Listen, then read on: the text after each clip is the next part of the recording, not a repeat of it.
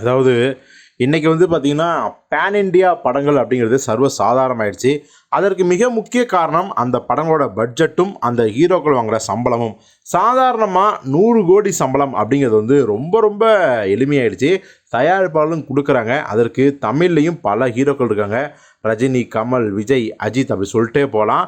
இப்போது தமிழை தாண்டி மற்ற லாங்குவேஜ்லேயும் 100 கோடி சம்பளம் வாங்குகிற ஹீரோக்கள் அசால்ட்டாக இருக்காங்க. பாலிவுட்டில் கேட்கவே தேவையில்லை.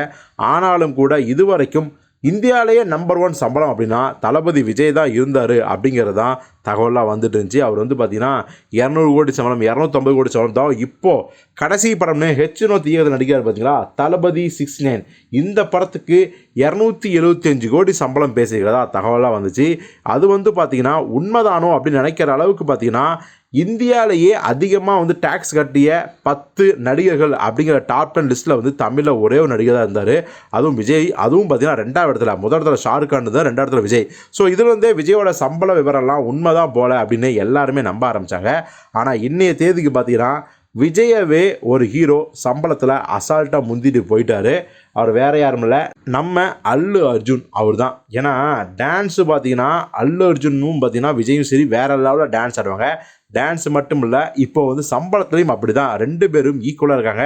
அதாவது பார்த்திங்கன்னா நம்ம புஷ்பா 2 படத்தில் நடிச்சிருக்க அல்லு அர்ஜுனுக்கு இந்த படத்தின் மூலமாக வரக்கூடிய சம்பளம் 300 கோடி அப்படிங்கிறாங்க. அதற்கு காரணம் இந்த படத்தோட மெகா பட்ஜெட்.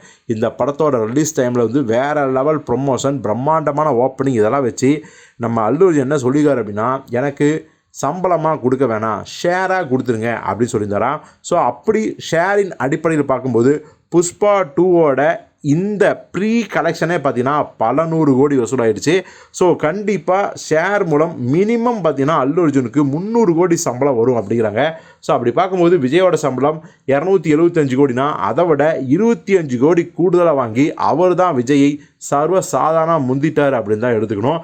ஸோ இந்த அல்லு அர்ஜுனோட சம்பளம், விஜய் சம்பளம், இந்த 2 பேருக்கும் இந்த சம்பளம் வந்து பார்த்திங்கன்னா எந்த அளவுக்கு ஒர்த்து, அது வந்து பார்த்திங்கன்னா அவங்களோட படங்கள் எந்த அளவுக்கு கலெக்ஷன் ஆகுது, இதுக்கெல்லாம் என்ன காரணம் அப்படிங்கிற பல கருத்துக்கள், விவாதங்கள் எல்லாம் ஓடிட்டுருக்கு. ஸோ இந்த சம்பள விவகாரம் குறித்து நீங்கள் என்ன நினைக்கிறீங்க? நடிகர்களுக்கு இவ்வளவு சம்பளம் ஓகேவா இல்லையா, ரொம்ப ஓவரா? இது மாதிரி பல சர்ச்சைக்குரிய கருத்துக்கள் இருக்குது பார்த்தீங்களா? உங்கள் கருத்து என்ன அப்படிங்கிறத கமெண்ட்டில் சொல்லுங்கள்.